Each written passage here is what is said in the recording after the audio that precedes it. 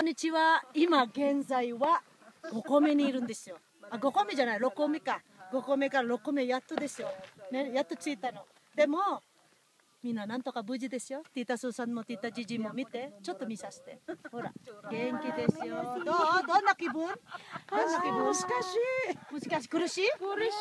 苦しいけど、でも綺麗。楽しい。Ayos, Tita Oliva, aming inaantabayanan, no? Nakikipagkwentuhan po.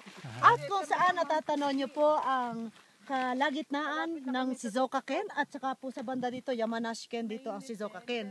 Ito po yung tinatawag na Mount Fuji na na-recognize po sa Pyongyang, sa North Korea, ng UNESCO as World Heritage of Japan.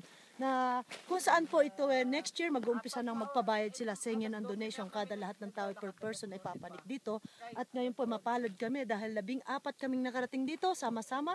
Matutulog po kami sa 8th level at madaling araw po papanik kami sa pinaka-top kung saan doon makikita natin ang kabuuan ng panoramic of beautiful Mount Fuji. At tanaw na tanaw po yung 5 lake from there at magkakaroon po kami ng konting awarding ceremony at live broadcast ng Pinoy Bansay TV. Pansamantala po, ayan, nakikita natin ang papanik na.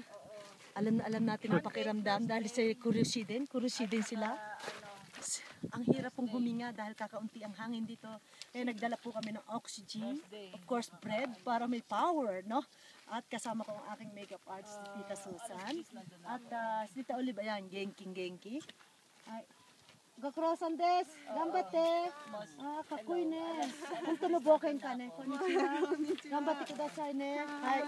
Mula po rito sa Mount Fuji, Mayang Nihe nag-uulat para sa Pinoy Bansay TV.